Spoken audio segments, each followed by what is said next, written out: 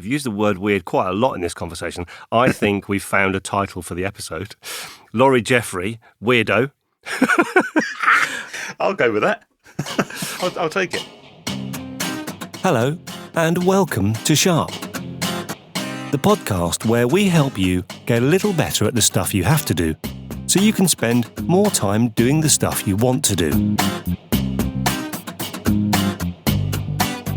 So now, on with the episode. Well, hello. It's episode 59, and I'm out here in the woods again. So, this intro will instantly date this episode, because I'm doing what we now call social distancing. I'm actually quite good at it. At the time of recording, we are in the early stages of the coronavirus pandemic. Now, if you're listening to this in the future, then you know better than I do about where this has ended up. Actually, hopefully you are listening to this in the future. In fact, if you are, and you're listening to this episode in, say, 2025, could you please send me a message back in time to 2020 and just let us know it all turned out all right? Anyway, as you know, I don't usually cover current things, and this episode won't be an exception. So if you're looking for a nice distraction from something, then this one could be a great choice. This episode is going to feature possibly one of the nicest chaps I've ever known. He's a filmmaker, a photographer, or as he describes himself, a storyteller. He also describes himself as a weirdo, but we'll find out about that later.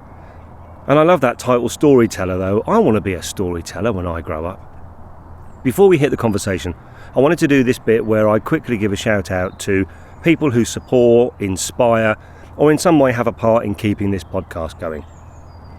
So the first one is a chap called Dan Benjamin. Now, Dan is a host of a number of podcasts, including one called The Podcast Method. I've listened to The Podcast Method since 2014 when it started, and it got me into podcasting. Dan runs a podcast production company called Fireside, and if you want to start a podcast, The Podcast Method is a great place to start. The next one is BritPodScene. Now, I think I've mentioned BritPodScene before. It's a great collection of independent British podcasts. There's every kind of podcast you can think of, and some that you couldn't think of. It's called BritPodScene, BritPodScene. There's a website called BritPodScene, and they're on Twitter and Instagram. Next is a couple of amazing supporters of our show who are regularly sharing our stuff on social media. There's the Comedy Geek Sketch Podcast featuring Tom, Daniel, Amy, Jamie and Marie. With special guests, it's well funny, well produced and a great listen. And speaking of great listens, another podcast in that category is the I Shake My Head podcast from Sam and Lisa in Canada. Now, they record in their car, and it's just them talking. It's very funny, very Moorish, and they're great supporters of the show. Thank you, Sam and Lisa. And speaking of support, there's a chap called Tom Broughton. Now, he was the very first person to message our Facebook account back in 2017 when we first started. You see, it's not just all about new listeners or people that have connected this week, but we are extremely grateful to our regular listeners who have listened from the start as well. So if you've been listening like Tom since back in the day, then let us know on Facebook, Instagram or Twitter. It's the same handle on all of them, at Sharp Podcast, one word, two Ps. So the links and social media to all of those amazing people will be in the show notes.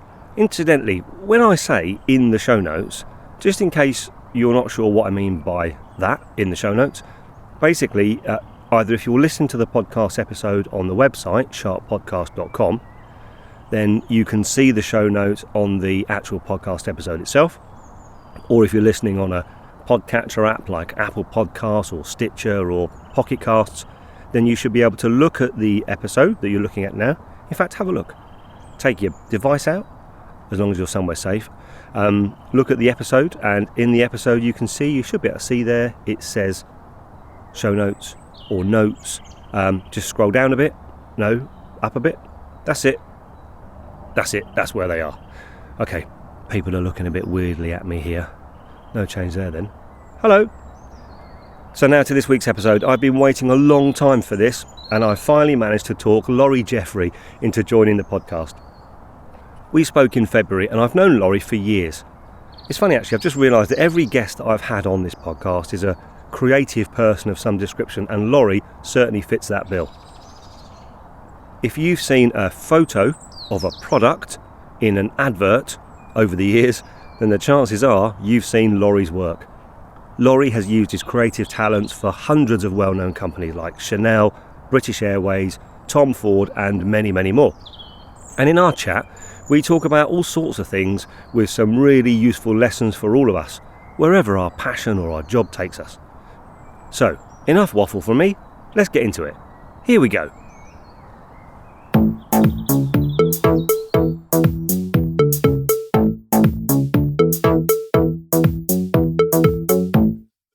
So, it gives me tremendous pleasure to be able to say that at the other end of this microphone, I mean, you're not the other end of the microphone, but somewhere in the world at the other end of this connection, I've got Laurie Jeffery. Good morning, Laurie. Good morning, Steve. How are you? I am very excited, very well, and super, super pumped to be on the show. Trust me, I'm as pumped as you. I might also be a bit more nasal than you, I'm not sure, because I'm suffering a bit from a bit of a cold at the moment, so apologies to the listeners if I sound a little bit high. Hello. I may have to stop and cough. How are you, Laurie? I'm really, really excited to have you on. Where are you? Well, I'm in my back bedroom. This used to be Perrin's room when she was a little child. I'm hoping it sounds okay. And I'm just outside of Manchester, a little place near Ramsbottom. Okay. And it's blowing an absolute... I hope you can't hear it, but we're in storm season at the moment, and it's nasty out there. If it's too noisy, let me know. We can't hear it, but I remember seeing your pictures last week of the some of the flooding near where you are. It does look traumatic. Now, there is an important question I ask every single person that joins my podcast. Okay. To start off with, have you got socks on? Yep. What kind of socks have you got on? They're homemade socks. My wife made them. And wow. Yeah, totally. She's hugely talented. And not only am I wearing her socks, I've got a blanket over my knees because it's chilly in here that she made. Yeah. And I'm surrounded by her crocheted blankets that I've hung off of lighting stands to get rid of the echoes in the back bedroom. Oh, fantastic. So I need to know more about these socks and what colour are they? They are they've got grey bits, and there's about 1 million colours. I mean, she doesn't muck about. She's oh, fantastic. Yeah, and she can turn these out in an hour or two. And yeah, so there's lots of colours. What have you got any socks on? Interestingly, today I don't have socks on. I normally do because I know I make a big deal about it. It's the opening question. Okay. I am an odd sock guy. I purposely wear odd socks. And the reason I wear odd socks is because it gives other people a tremendous amount of pleasure because they get to say to me, "Why have you got odd socks on?" And when I can't give them a good answer, they get all passionate about it. And I like to tell me there's something wrong with me because I wear odd socks. And it's a sign of non-conformity. But who says socks should match? Well, certainly not me. I like breaking the rules. I love breaking rules. I really, really don't do authority at all. I'm not good at it. And breaking rules is... Well, yeah, if you think about it, if somebody says, don't stick your hand in the fire, that's a great rule, isn't it? It's a really good piece of advice. But somebody said to me one time, I was with my camera and I was shooting something. I can't remember what it was. You can stand here and take pictures and film things, but you can't stand over that line. Okay. So I said, why? And they didn't really have an answer. It was a thing. It was a thing that they said, you can't stand over that line. So I stood over the line and took a picture. Yeah. And I stood back over the line and took another picture. And they're pretty much the same. And I said to the guy, well, what's the difference? And he didn't know. He just said, health and safety. Oh, dear. But what sort of... Thanks for looking after me, but there was no reason. I'm no less healthy than I was when I stood the other side of the line. Yeah, exactly. Well, yeah, I think, and in some of the stuff that we do, the starting point is you kind of got to know what the rules are, haven't you, before you break them. Someone family said that once. A guy came to work for me one time and said, can you teach me the tricks of the trade? And I said, I'll teach you the trade first, but not the tricks. Wow, I like that. I understand why people might want to seek a shortcut to something really good. I get that you would be motivated to want to do something really well, really quickly. I understand that.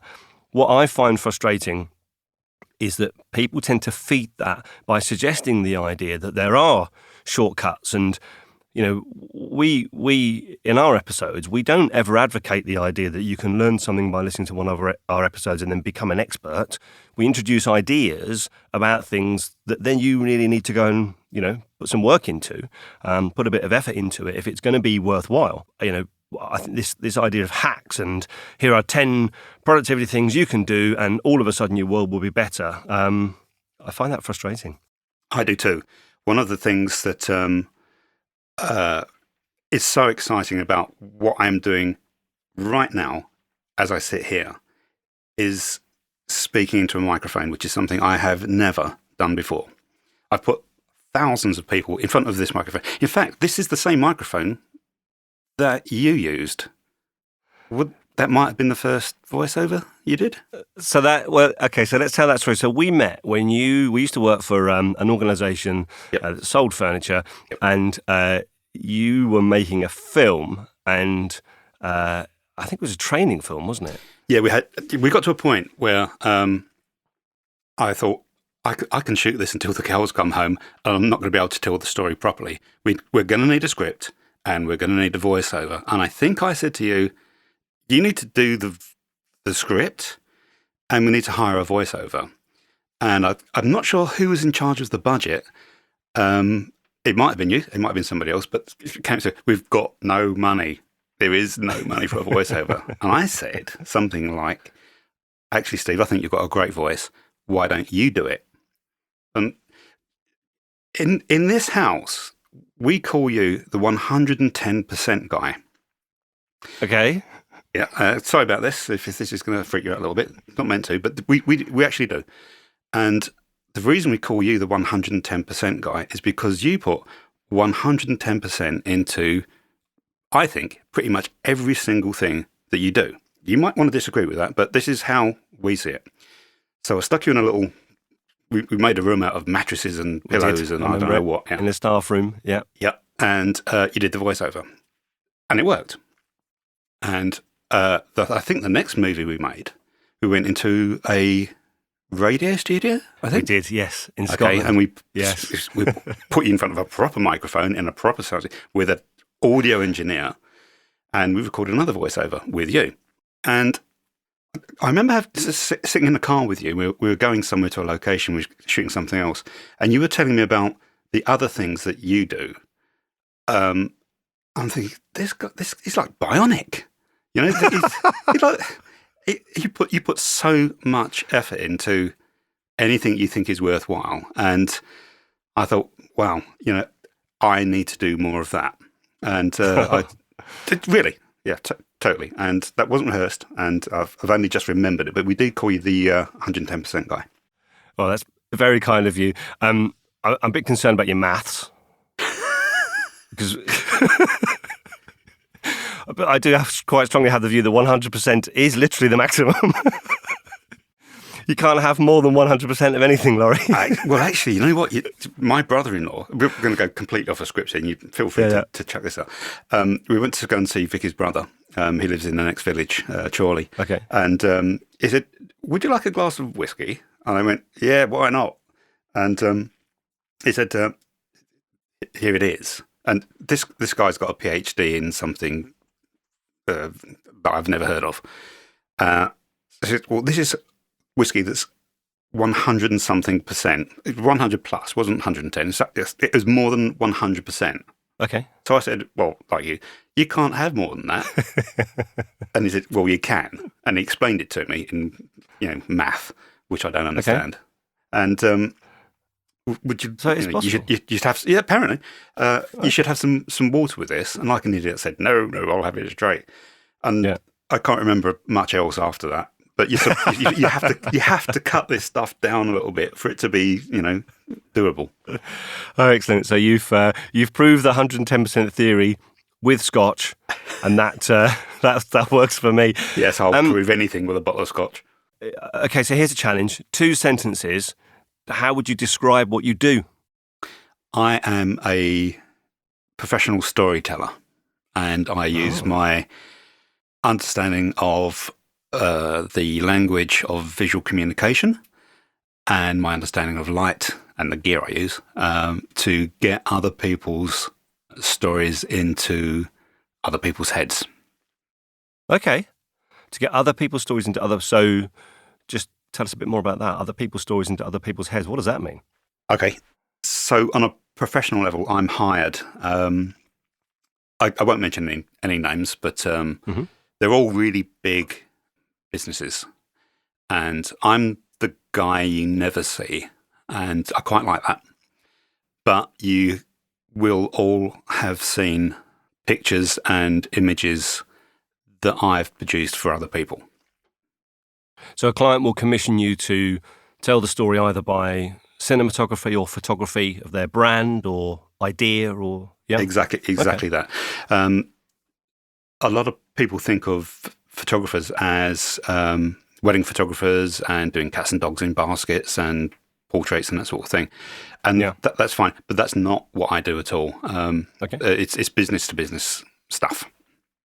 Well, that sounds like a useful thing for us to expand on, because the actual technicality of what you do is certainly interesting to me. It will definitely be interesting to a select proportion of our audience. But all right, you lot, listen up.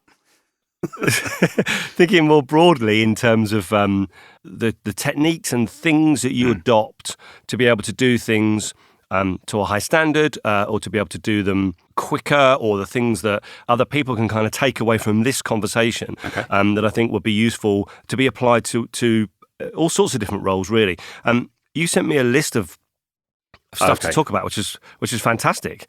But you just thinking about, you've put a line in here about your schedule, or for our American audience, schedule. And was it the other way around? Why can't they talk properly like what we do? Because they can't do the maths. Okay. Oh, you see, we can't say they, Laurie, because they are the audience. So, right. In fact, they're the biggest audience for this podcast. The third biggest audience is Japan. Wow. Which does strike me as interesting. Really? Yeah. America, UK, and Japan.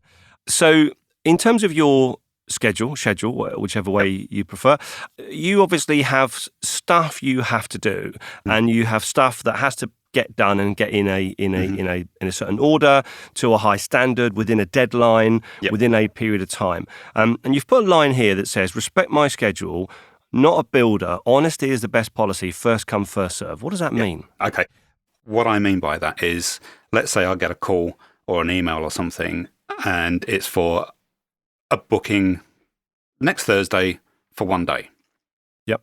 I put that into my thing, my schedule. And as far as I'm concerned, I'm doing nothing other than that on that day. Okay. If I then get a call from Stephen Spielberg saying, can I do the next 6 weeks starting tomorrow, or the next 6 months starting tomorrow, exclusively working for him and nobody else? Yep. Sounds crazy. I'll say no, because I'm booked on Thursday for somebody else and I can't let them down. Okay. The reason I do that is because when somebody books me, I take that really personally, and I think, wow, somebody actually wants me to do something for them. Yeah. So that, you can carve that into concrete if you like. That really means something to me. I hope Stephen Spielberg isn't listening to this, but if you are, I am available. Sorry, can I disagree with you there. I hope Stephen Spielberg is listening to this. Yeah. Sorry. Yeah, I think that's, and it's interesting, isn't it? Because we all have values in what we do. Well, many of us have values in what we do. And some of those values, they vary from person to person, because as a population, we're bloody human beings and we don't do everything the same. Life would be so much easier, wouldn't it, if everyone just did everything the same, and it'd be really boring. So I think to me, it feels like in there you've got a value that says that I've committed some time to somebody who has an expectation of me, and that expectation is key and important, and actually more important than you just going after the next shiny big thing. Yeah, I'm not interested in a shiny big thing. Never have been. And so if I turn the tables on me hiring somebody or being hired by somebody else. When I hire people, I would like to be treated with the same kind of respect that I give to my clients. And sometimes that happens, but most of the time, it's like the van broke down. And we've been trying to get some work done on the cottage for about 3 years. And it's an old cottage. It's nearly 300 years old. And getting anybody to come here and do anything for us is really difficult. And I just wonder that, I'm the same as everybody else. I go to bed at night. I wake up in the morning. I've got stuff to do. There's things going on in my life. And yet it's so hard to get hold of somebody with the amount of commitment that I have with what I do. Yeah. And I'm really not bigging myself up here at all, but I just wonder at why that is. And honestly, I don't know. It's not about having a contract with somebody. It's just about getting somebody to do something for you. And I just find it odd that I find it so hard to get good people to come and fix the plumbing. Feel free to cut that out because it doesn't make a lot of sense. But. No. I think it's really cool actually, because when we talk about what we do as a day job or what we do as a hobby or a profession or whatever it is, if we're going to do something to a high standard, how do you measure what the standard is unless you've got some values to measure that against? For me, if I'm going to do something, I want to do it to a really high standard, and I absolutely will go further than most to make sure that is delivered to a high standard. And people from the outside say, why have you spent 12 hours editing a 30-second piece of audio? But actually, if that goes out, and once that's out in the world, you've got no control over it, and someone somewhere can identify how that represents me and the quality of what I do, I need it to be the best it can be. If I'm hired by a company to do something, if I hire somebody to help me with that, and I am talking about you here, to do a voiceover, for example, for me, what that does is it just makes me look good, because I send them the video project with a fantastic voiceover, as opposed to, I don't know, me. It just makes everything better. Using good tools, good resources, talent, and passion and experience. What's wrong with that? Yeah. I've had a couple of people want to work alongside me or with me. Don't know why.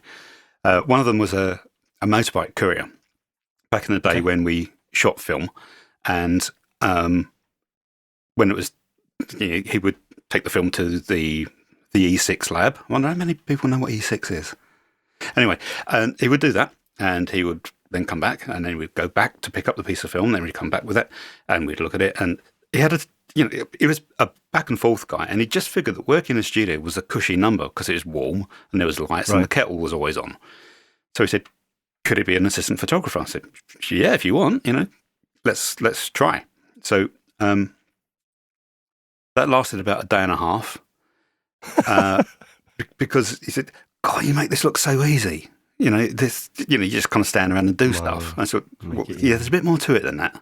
It's a bit like, turn the camera from automatic to manual. And he said, no, I much prefer being on the bike and getting out there and just, because actually what you do is so technical, and so I just don't understand it. I don't even want to get started. And No, I totally agree. And I think the answer to your question about when you said earlier about this thing about you've got your schedule and you wouldn't give that up for someone else, and you asked the question, why do you have that approach?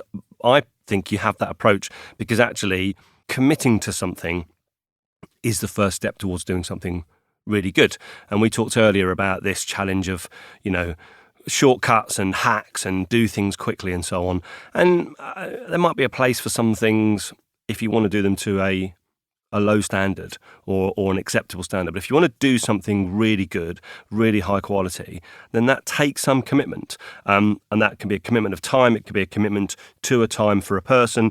We invest in gear and software and stuff to do what we do. And other people will listen to it or watch it and don't understand why, but you've put a line here around that if something leaves your desk, if it's not right, that won't be because of anything to do with you.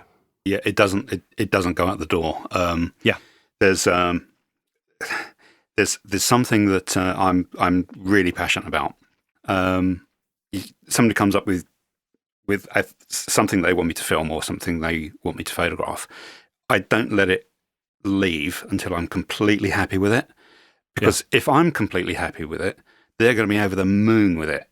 And I love that. I love giving people things that they just, really? That's great. I didn't think it was going to be that good. Sometimes that makes life difficult because the next time they hire you, they want high expectations.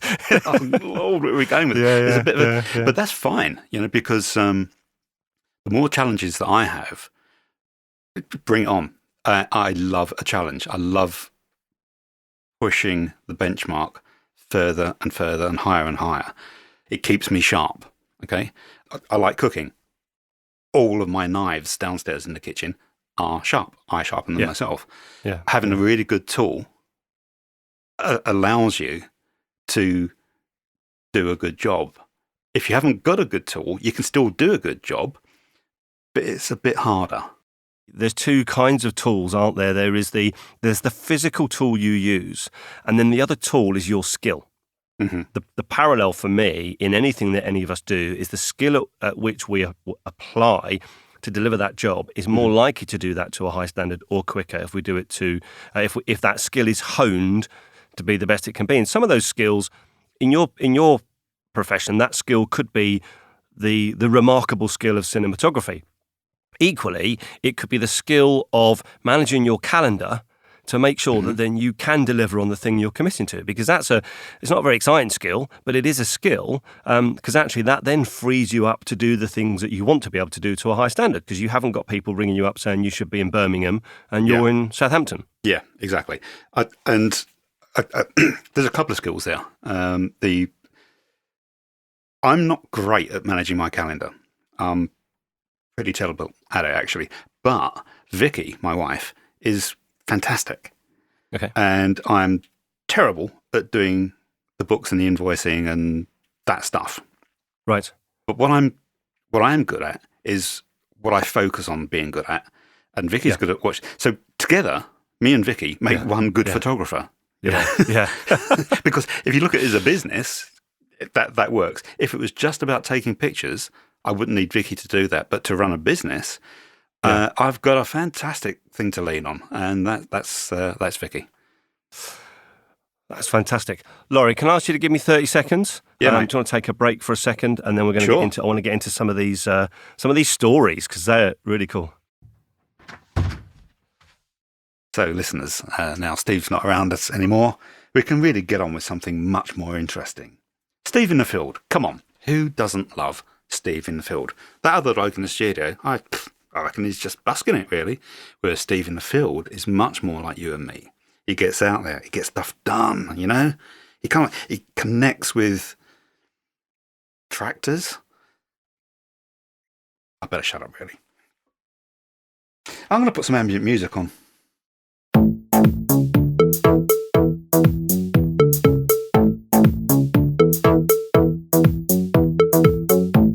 Oh, it's better. I tell you what, this is the commitment to my craft, right? I've drunk 2 pints of water this morning because I feel really dehydrated because of the cold. I'm also in a room where I record is also in a bedroom, right? And I have to shut the window and the blind because of audio quality, and the door, and it's absolutely baking because the boys have got the heating on because they're cold. So I'm sweating. I'm dehydrated, but the show will go on. 1 second. Ladies and gentlemen, the guy interviewing me is expiring. I think he's gone. Steve O'Neill will expire in 30 seconds. Okay. Do your ears get hot? Yeah, very hot. So I've got in front of the mic. I have a pair of Sennheiser. What are they? HD 280 Pros, which are are completely closed. I've actually got Sennheiser cans on as well, and they're not mine; they're my daughter's, and I've nicked them off of her because the ones I use are terrible. They're actually in the toolbox at the moment, alongside a saw, a hammer, and some screwdrivers. That's how much I think of my headphones. In the bin. You see, that's the difference between you and me, Laurie. Mine have a blanket, right, and they get wrapped up. And I do with my headphones and my microphones the same as you do with your cameras. Okay. We were talking just then about what Vicky does in terms of supporting you with calendars and bookings and invoicing. What doesn't she do? Well, and I think it's really interesting because for me, what that highlights is that Vicky being great at managing your calendar makes you a better photographer. Totally. And getting people to see that. And I think it's really interesting if that skill you've referred to there is a skill that is in someone else that's supporting you. You can probably see it clearer than, if you were just thinking philosophically about if I manage my calendar, it makes me a better photographer. I've rambled there a bit. No. No, I hear you. But it goes back to... for me, resources. The equipment I use is fantastic. Mm-hmm. The people that I work with are fantastic. And because we can work together, we've got the opportunity to do something fantastic. All I have to do then is just put some effort in. And I love that. I love putting a bit of effort in. So for someone who relies on your creativity skills, therefore, you have to be present in the room when it's time to make the film or take the brief or speak to the client or whatever. Yep. For me, to be, waking up in different places, different towns, different cities, at different times to get to the places, how the hell do you balance those two things up? Truly, I don't know. I've woken up in hotel rooms, and never mind which hotel am I in, it's which country am I in? And is it Barcelona? Is it Dusseldorf? Is it Glasgow? Where on earth am I? And that idea of, let's say you've got to get somewhere at a certain time and you've got a meeting or you've got a shoot, presumably building in the journey, in some cases the physical journey or the time journey you're going to go on to get to that point, you must have to work quite hard to work backwards to say, right, okay, well, to be there at this point in time, I have to do before that to be in that right place at that right time. Think about what you said about your commitment before. Yeah, I do that. In preparing for this chat that we're having now, we had a lovely friend over a couple of weeks ago, and she came over the day before yesterday, actually, because I said, I'm going to be in front of a microphone and I don't know what to do. I need something. And she said, well, what's it all about? So we listened to a couple of your podcasts. I said, okay, yeah, fine, easy. This is what you do, Laurie. You're organised, you get your stuff together, you get all your batteries charged. And she had me mapped out way better than I've ever had me mapped out before. Apparently, according to our friend, what I do is I charge my batteries, I Google the location where I'm going to, I make sure my cards are clean, camera cards. I get everything ready way before I need to use it. I've always done it. I've always been organised. I've always been ready, because if somebody hires me, I need to be at absolute peak performance for that person. Yeah, otherwise, all I'm doing is letting myself down if I don't deliver the goods. Sometimes I've been on location. I've seen other people who do a similar kind of job to me. They take the gear out of the bag and spend 10 minutes going through menus and things. Yeah. I take my camera out of the bag and it's good to go. There's something that is, I'm starting to pick up the threads. This is why I love these conversations now. I'm starting to pick up the threads. So there is some common ground between, you talked about your motorcycle dispatcher who said that you make things look easy. You talk about committing time and preparing. And actually, I think those two things come together. And at the point at which you're under scrutiny, whether it's by a client, whether it's by a customer, for those of us who don't do stuff as exciting and glamorous as you for a living, it might just be our boss at work. But at whatever point we are under scrutiny, it's what we've done before that affects what happens in that situation. It isn't what you do in the moment. That's clearly key for you, and I think that's an important point for listeners to be able to take out. But actually, what can I do beforehand that means at the point at which someone is paying attention to what I'm doing, it looks like I've just rocked up and pressed record? The honest answer to that is, again, I don't know. But okay, back in the day where we put tapes into video cameras. Mm-hmm. I was working very closely with a production company, and in particular, a particular person. I would shoot the thing where it happened to be, and that person took the video camera away and digitized the footage into the computer and then edit it, and then they would give me back my video camera and we would shoot something else. Okay. But on this occasion, I'd given my video camera to this person with some tapes in it, and they'd taken it away. And the next time we would see each other was in a foreign country.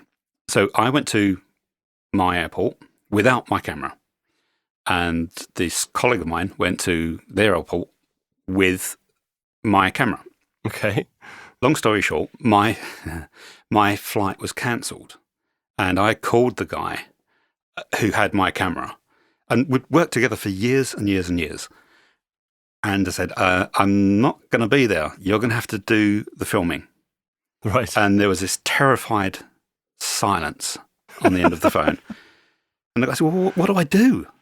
And you know those terrible films where the pilot of the plane and the navigator of the plane have both had the same meal and they've got food poisoning. Okay. And they have to get the stewardess in to land the plane and somebody talks them down. So that kind of, so exactly fine. The on button is there, then there's a thing. And again, long story short, the guy came back from the shoot, and it was a really high-powered thing. We were supposed to be interviewing somebody very senior, and you only get one shot at this. And the guy said, doing your job was the scariest thing I've ever done in my life, and I never, ever want to do it again. Now, we'd worked together side by side for years. So it's seen me do it thousands of times. But basically, I think his point was, if he got it wrong at that point, you have nothing afterwards. Yeah. There is nothing, and it's done. You are done. Well, see, I think, I would challenge you because you said you don't know, you don't know what you do, but I think you do know what you do because actually you've already talked about the fact that you sharpen your knives metaphorically, and in your case, literally. And literally, yes. Yeah, but in terms of the tools that do the jobs, whether it's the cameras, whether it's the car, whether it's whatever it is that needs to do the job, I know nothing about the military, but I have this perception that they can strip their weapons down and clean them and put them back together again. Yeah. And there is a meticulous, completely focused level of attention paid to making sure that is in the best possible condition it can be at the point at which it matters. You can discipline yourself to do something to a high standard regularly enough. So when you're under scrutiny, when it becomes the moment for you to do what you need to do, the muscle memory is there already. You don't have to think about I think you're right. I think the muscle memory thing is a good thing. And doing what I do, I'm always under scrutiny. Every single. I had a client who looked at every single frame for a 30-second commercial that I made. Wow. Frame by frame. On this particular gig, there were 25 frames per second, and they looked at every single one. Crikey. At a time. If you ever want to be put under a microscope, that was a new one for me. And it was just, okay, fine. So let's then think, if all of my clients do that, I must make every single frame of mine count. And I really try very hard to do that. Every single thing, it's not a legal document. You'd have to sort of, cross the T's and dot the I's and that sort of thing. But it does make a difference. And that guy doing the frame by frame piece, you're 30 years of experience, whatever it is at that point in time. Actually, it's that 30 years of experience that enabled him to watch it frame by frame. And me not kill him.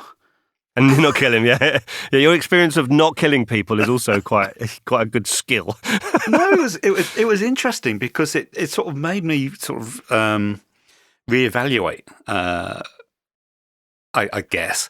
And okay, so maybe some people do that, and maybe some people do really, really drill into the images and the things that I create. And if they do that, they better find something good. Because if they haven't, I've not done it. You know? So it was actually, at first, it was a terrible experience. But the more I reflect on it, cool. Actually, There are a couple of things here you've put which I'm really keen to find out about. So you talked about the Ray Porter impossibility. What's that? Oh, I'm so pleased you asked that question. Quite a long story. Are we okay with it? Well, I've got to go to bed at about 9 o'clock, so that's kind of when the limit is. I'm cooking dinner later. Okay, so we're a very close family. My wife I met when I was 19 at college, and we've pretty much been together ever since. We have one child, and she is the sun and the moon to us. The reason I try so hard to be a good photographer, a good filmmaker, a good storyteller, is so that I can bring in some beans to feed these guys and look after them and make sure they're okay. Yeah. We are huge fans of books and reading, and Perrin is a good writer. She likes to write things. A few years ago, she got really sick, really quite ill. And she'd done fantastically well. We've home educated her, forever. And she managed to get a place at sixth form college and had to leave because she got ill. Okay. We travel as a family together a lot, and there's always an audio book on in the car. And a very familiar voice is a guy called Ray Porter. He is an American actor. He's one of the world's busiest guys. And it's like listening to an old friend. You get into the car, you put an audio book on, it starts, this is audible, that funny little thing that they do at the front of audible stories. One of the things that cheers Perrin up when she's down and she's having health problems is writing. And she got to a point with her health where she just wasn't writing anything at all. So I was in here in my little edit suite, and for some reason I thought, I'm going to contact Ray Porter out of the blue on Facebook. Hello, you don't know me. I'd like to hire you to do some voiceover work for my daughter. She has some health problems. Just let me know what you think. And then I went downstairs and cooked supper. And then when I came back up, there was a reply from this guy. Now, bearing in mind, it's like Hollywood, okay? Yeah, I'm in the back bedroom. And he said something like, providing I'm really busy, but providing it's not, a huge tome, I'm sure we can take a look at it. I sort of went downstairs shaking. So I've asked the universe for something completely impossible, and it came back and said, yeah, okay, let's have a go. All right. So I said, we can't tell Perrin about this. And then I had the job of getting Perrin to email me the first chapter of the book that she was working on. And she hadn't done very much with it for months because of the health thing. Yeah. And basically she said no. I'll read it to you if you want, Dad, but no, you can't have it. And I said, well, for my birthday, could you at least send me the text so I've got something, maybe I could print it into a book or something, with the sole intention of sending it to Ray Porter. Yeah. And she's done it as a piece of fan fiction, just to kind of help herself, really. She used to write stories for her friends and for no other reason. But she's a really good writer. Anyway, sent the file to Ray Porter. Okay. And then it just went really quiet for months. Then I was shooting something in London, and I managed to wangle it that I could take Vicky and Perrin with me. And on the morning that we were due to go, I got an email from Ray and a We transfer link from Ray. Wow. Yeah. Wow. And he'd read my daughter's story. He'd nailed it. The characterization, everything. And I'd also written a little silly, I'll send you the file. I'd written a little bit of silly back and forth between me and the voiceover before the story started. Yeah, he did that. He read the story. And at the end, it took him half an hour. The read is a 30-minute thing. Right. So with somebody so busy, to take that amount of time to do this for my daughter, I'll never, ever, ever forget it. Yeah. It's actually a really, really big deal. Yeah. But at the end, the even bigger deal was he said, "Thank you for letting me read your words." 1. When I was little, Dad always started his stories with this. Once upon a time, a long, long time ago, in a land far, far away, there lived a dragon. Wait, just a second. This can't be right. Let me just call this guy. Where's his number? +44. Why do they have so many numbers? Got it. All right. I wonder what time it is over there. Come on, pick up. Hey there. Hello. Who is this? Yeah, it's me. Do you know what time of the morning it is? No, I don't know what or care what time of the night it is. Now, you're the fella that sent me the script, right? Yes. You say she wrote this using only her iPhone? She did. Really? Yes. You couldn't get her a word processor? Look, I've had a good night. No, do not hang up on me. Hang on a minute. What? He hung up on me. You hung up on him? All the cheap sons of...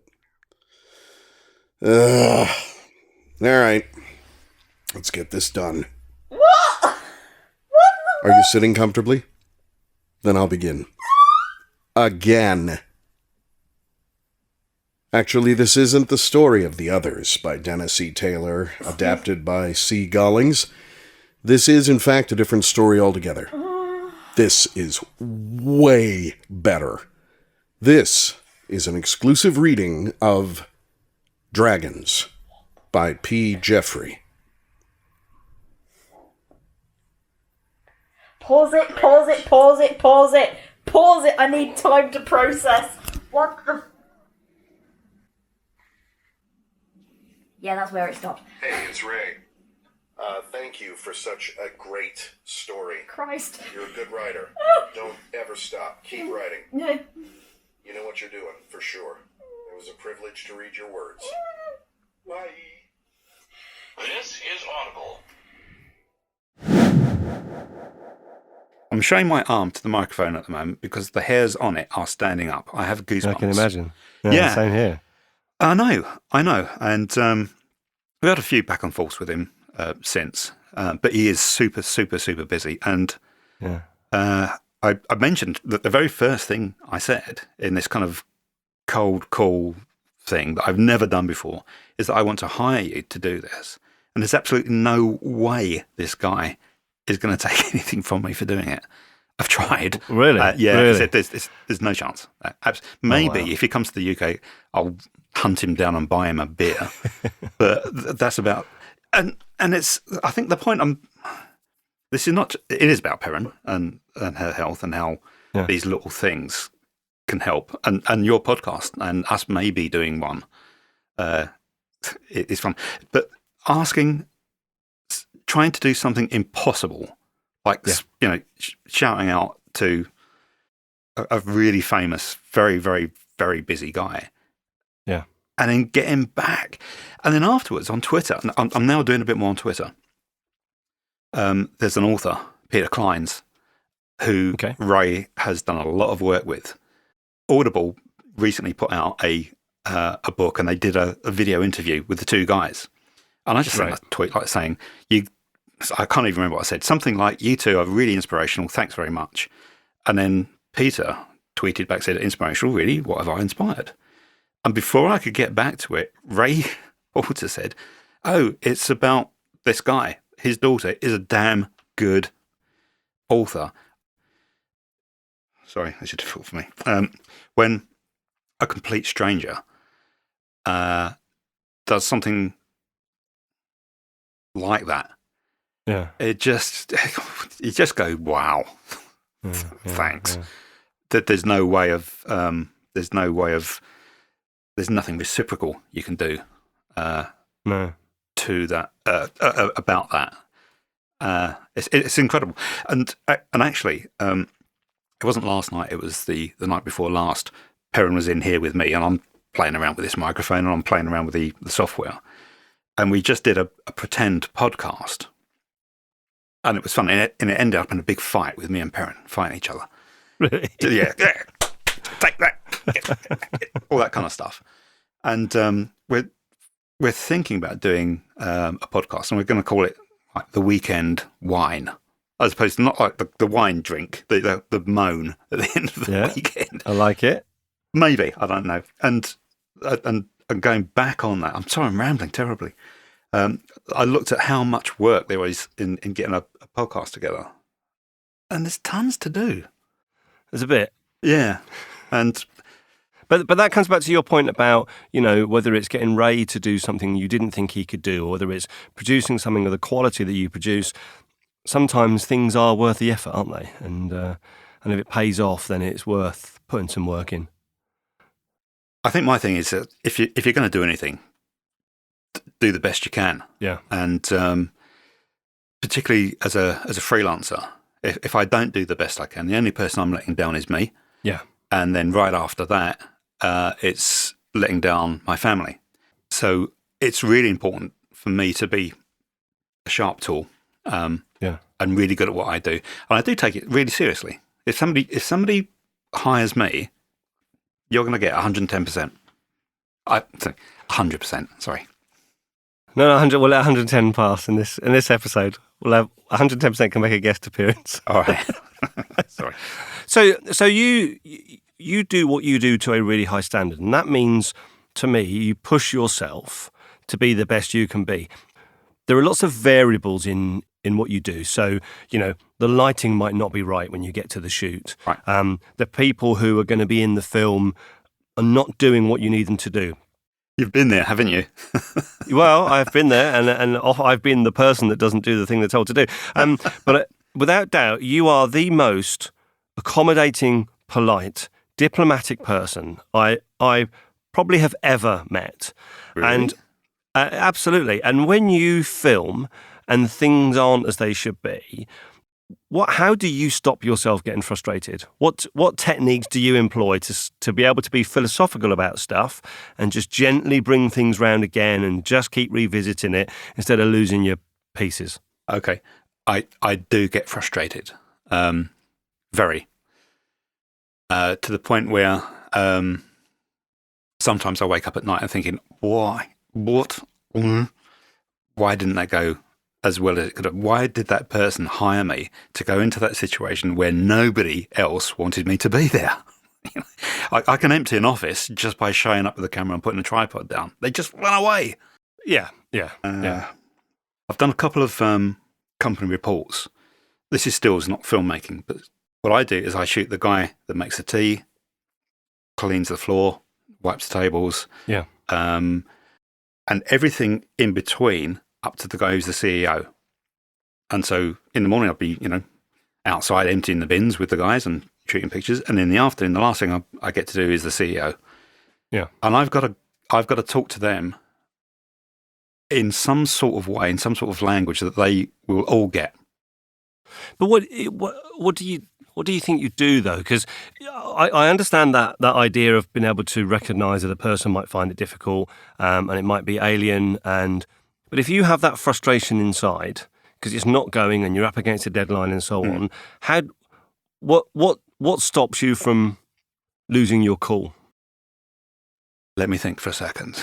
I don't stop doing what I do with my gear, whatever it happens to be, until I know that I've got something I can work with afterwards. Okay. I've worked with directors where I'm, the camera guy, and we've been shooting, and I know it's in the can. I know that I've got it 10 takes ago. Yeah. So if it's me working on my own, once it's in the can, once I've done what I need to do, I stop and I do something else. Sometimes working with others, if they're unsure, they do it over and over and over and over, just to, I don't know why, but, once I know that it's done, I stop and I move on. There's a really funny occasion. There's a regular job that I'm hired for, and I couldn't make it on one occasion. Okay. And they hired a guy from Paris. Right. And he came over to the UK with 2 assistants, bags and bags and bags of equipment. And he had to look at the shot list requirement and the time that was allocated for it. He threw his arms up, and I can't do a French accent, but this is impossible. It cannot be done. It cannot be done. It's impossible. He turned around and got on a flight back to Paris. And I got a text from somebody that said, but Laurie does this every day. Right. And I just don't get it, it is difficult. If you ever look at, if you're given a task list, which if on the face of it looks impossible, and you try, and you know when it's done, you're good to go, I think where you've said in your preparation stuff, you've said that you're not a team player. I think you are a team player. I think that's a skill that you have that you don't realise you have, but what you do is you get to the point where actually you feel like you are part of the team. Whether that's the CEO, whether it's the guy at the bins, actually what you, to me, seem to be doing is to be able to build rapport, build engagement with that person, actually make them feel like you are part of the team. But in your mind, it's because you know you need to get to a certain place. And that's where that diplomacy and that kind of consideration comes from. Because if you came in as the big I am and were full of self-importance, people would give you short shrift. I think some people think I hide behind the camera. Right. And I guess maybe sometimes I do. But if I do that, I need to disappear. I'm not the thing. My subject is the thing. And that's what's important. And I openly admit to putting people on a pedestal because that's where they belong and they are important. And I'm just a recorder. But once I've done recording, I then become a cook or a chef or something. And I've got those ingredients from that person. I make the best thing I possibly can from the shoot that I've been on. Yeah. And I suppose that's what I do. I'm mindful of your time, and I want to make sure that there's a couple of other things you've highlighted which have just got me intrigued. So, the white wolf, right? Tell us about the white wolf. Well, it was a surprise to me. I was with a couple of clients who aren't from the UK, Geneva and Paris, I think they came from. Mm-hmm. And we were in a very secure set of locations. So you have to go through like a security barrier to get into these places. And these people from outside of the UK, Paris and Geneva, they started muttering at each other. And then we went somewhere else and the same thing happened over and over again. And this is part of what I do. When I go to these places, I make friends with the people I'm working with, because I put them in front of my camera and I make them look good, and we talk about, home stuff and personal stuff, which is really important. But the next time I go there, it's like seeing an old friend. And these two colleagues of mine from outside of the UK, they said, "We have a word for you in our country, and it's the white wolf." Right. And to this day, I don't actually know what it means, but it's like, but they just say, everybody. And I guess given time, I'd like to. But they have a thing, they call it the White Wolf, and I just think it's cool. And so does my daughter. Yeah, that's fantastic. Sky TV episode? Okay. We don't have a TV.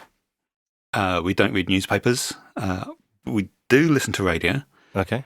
And before we got rid of the TV, we had, I bought Sky everything. Okay. And we spent 6 months flicking through channels of stuff that we weren't interested in. And we didn't want our daughter, Perrin, to sort of grow up sitting in front of a TV watching rubbish. So we just got rid of it. And we also got rid of the TV license as well. But that's a different story. So a couple of weeks after getting rid of Sky, I had a courtesy call from Sky saying, "Hey, you've left us. We're sure you're missing us. Would you like to come back?" Right. And I said, "Well, even if I did, I couldn't." "Why is that?" I said, "We don't have a telly. We got rid of the TV." Okay. You don't have a TV? "No, we don't have a TV." "You're weird." Sorry? What? Is this one of those conversations that have been recorded for training purposes? You just called me weird. And actually, we actually really like being weird. We like being slightly odd. It's not a thing we do actively. We don't try to be different, but by the sound of things, I think we probably are.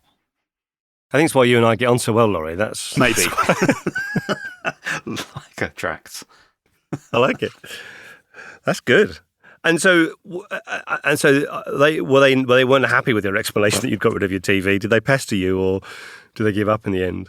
We had a Sky were actually pretty good. Once we said no, they said fine, fair enough. But we had really nasty letters from the TV license people. You know, big red things. Okay. With red ink and everything.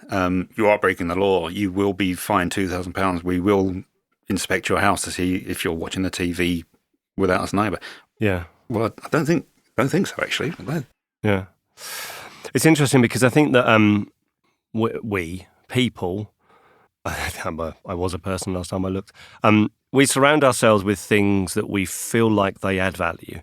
So whether it's watching TV, whether it's paying attention to the news, being aware of what's going on in the world is seen to be an important characteristic for some people to have. They value, just having that knowledge of current affairs or whatever it is. There's a couple of ways of looking at it, aren't there? Though, because let's just briefly talk about the broadcast side of things. When you're on a non-interactive platform, you're getting somebody else's opinion. And I've worked with lots of journalists. I've done it myself, and you're giving a focused idea of what somebody else wants you to think. Yeah. And there are other ways of getting the lowdown on what's going around you these days with social media, with things like Twitter. Again, it's a signal to noise ratio thing you have to look at. You have to take care of that. But for the first time ever in human history, there are creators, observers, and people out there gathering news for you and putting it out there and not editing it and not filtering it, unlike the broadcast companies that do that for a living. Yeah. So when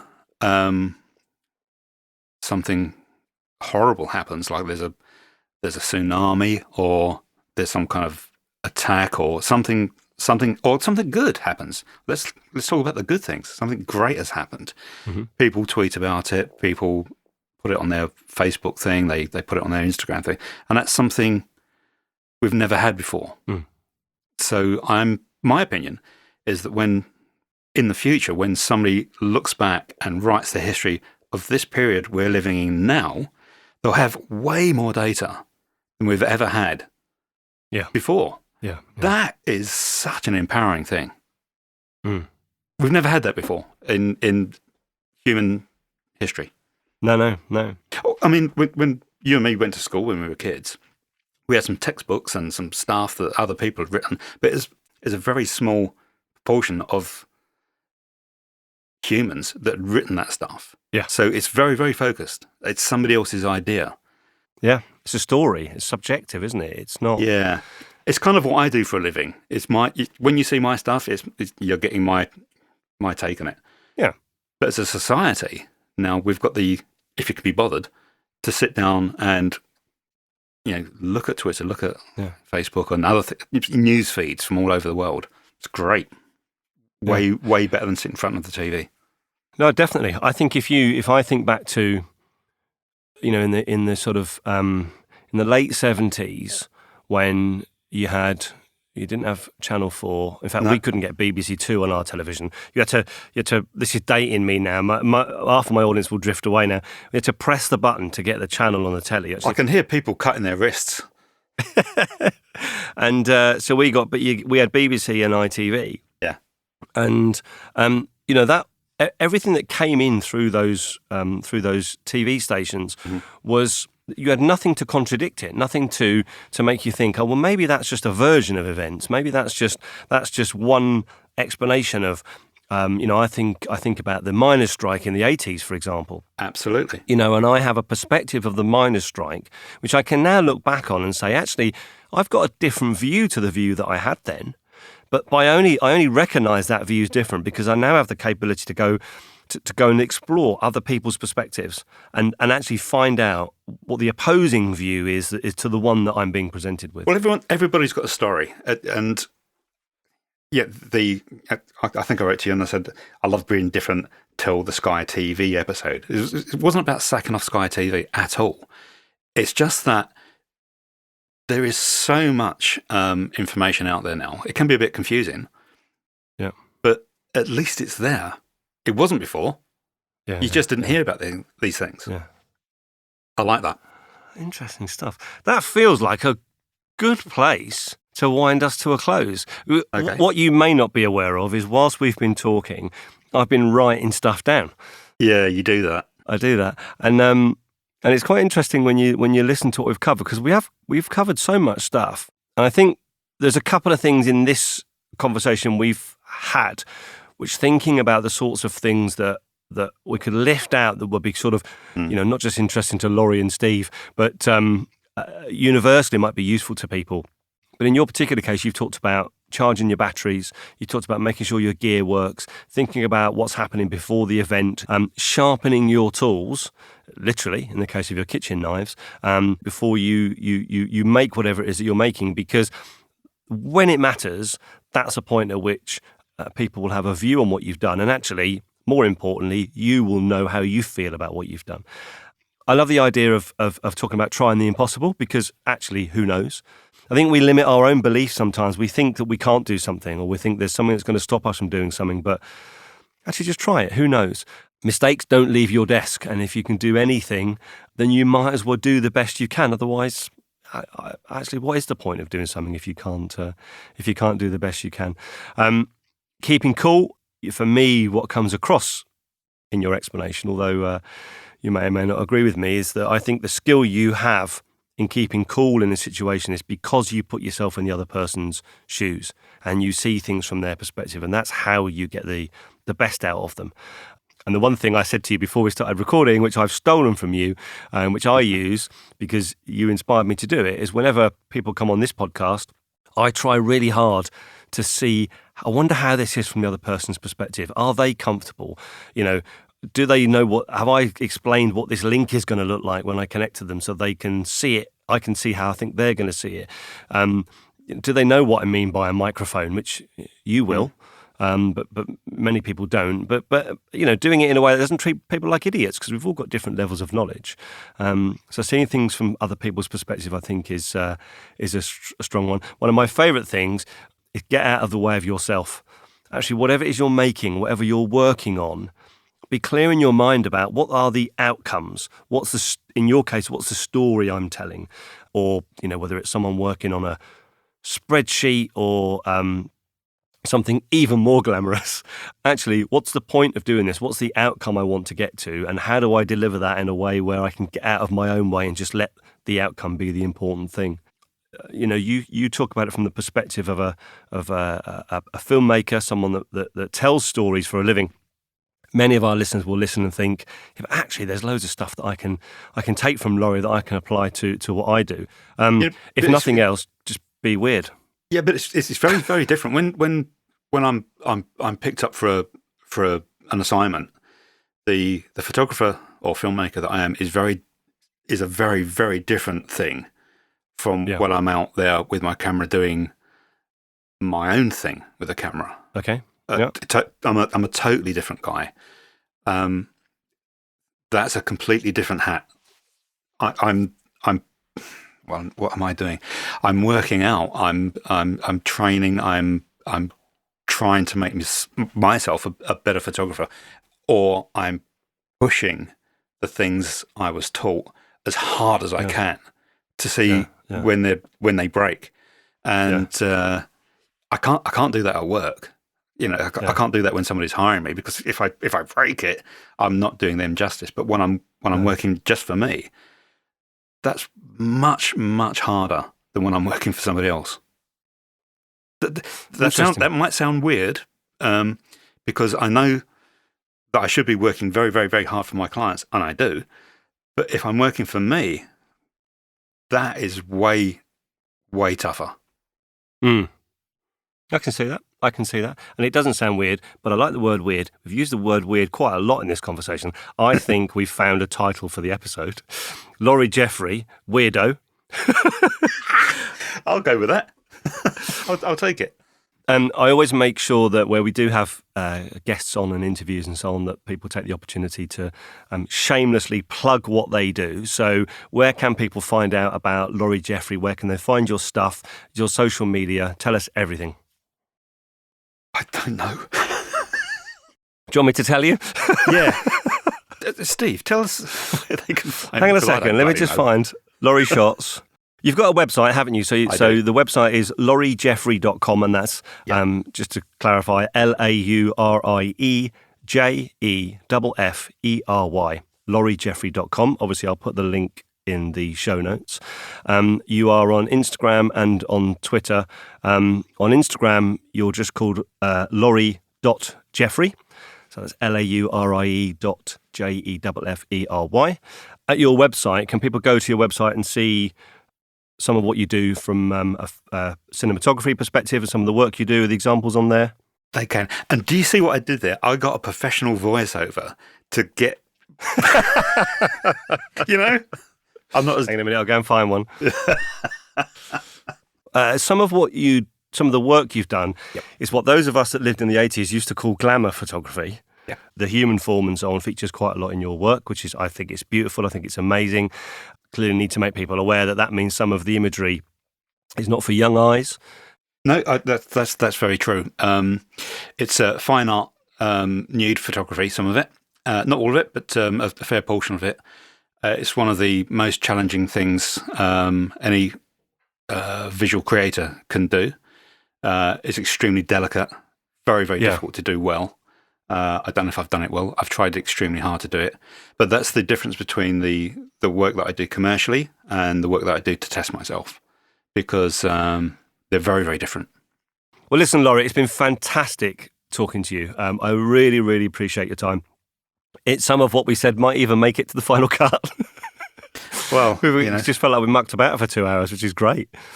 So what else is new? That's what I would prefer, but it's been really, really good. Anything else you want to say before we finish? Yeah. If you've been listening to this, thank you.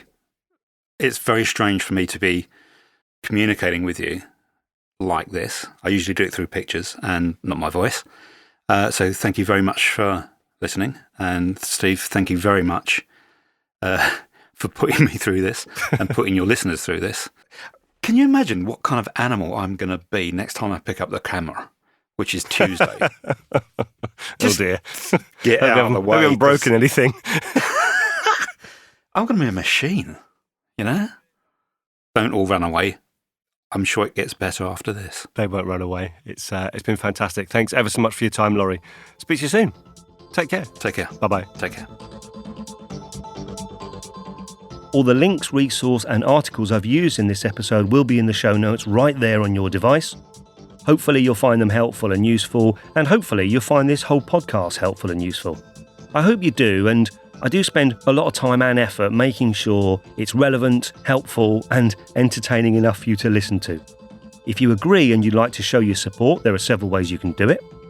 You can share the podcast on Twitter, Facebook or Instagram. We are at Sharp Podcast, one word, 2 Ps, or you could even show someone how to subscribe on their phone or their device. You could go to iTunes and give us a 5-star rating or a great review, which would be fab. And finally, on the website, sharppodcast.com, you can leave feedback, subscribe, or go and listen to the archive episodes. I'm off. I hope you're able to find one thing before our next episode that you can do, which will help you get better. And remember, don't waste time comparing yourself to anyone else. The only person you should try to be any better than is the person that you were yesterday. Bye-bye.